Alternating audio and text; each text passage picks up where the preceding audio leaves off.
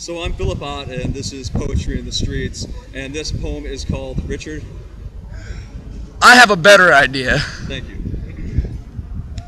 That you're cuter than cute is indisputably true.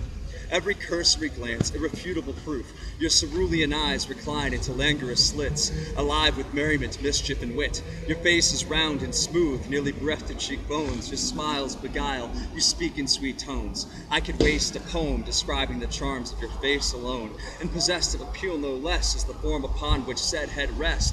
I feel blessed, it's true, when possessed of the view.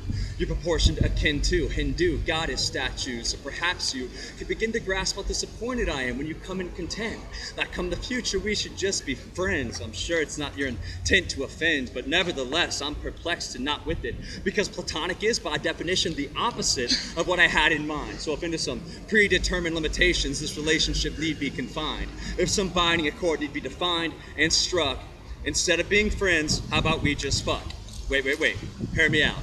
I'll admit that crude that sentiment seems, if you admit it's more fun swapping fluids than hopes and dreams. And let's be honest, friendship means inconveniences and obligations, dramatic bullshit, confrontations, compared with a little fornication. It's more effort with less pleasure and compensation, plus orgasms relieve headaches and ease cramps. And even if inconveniently leaving the sheets damp, recognize the reason we both need a shower is because fucking qualifies as exercise. It burns hundreds of calories an hour.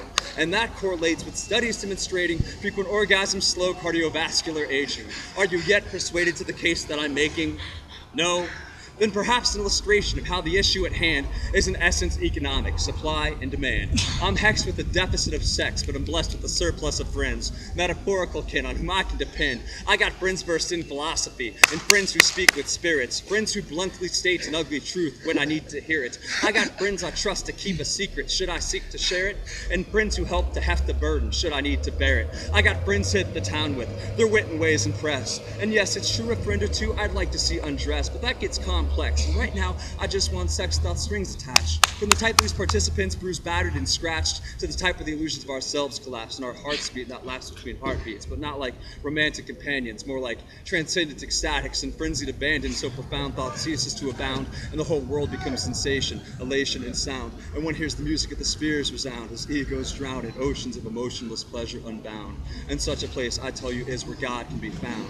And yet you still just want to be friends and hope that I'm down? Well, Jesus, cock-blocking Christ, that astounds. Need I shout? I'm befriended the fuck out. I just spent 2 minutes explaining that. In spite of that fact, I'll continue maintaining that we're not necessarily done once and for all. I mean, knows how tomorrow's chips may fall. Perhaps I'll soon be fucking so much, the act leaves me appalled. And I'll use your sympathetic shoulder upon which to fall. And on that very day, my friend, you can be expecting my call. But until then, peace. Just offending random people in the park on a Wednesday afternoon.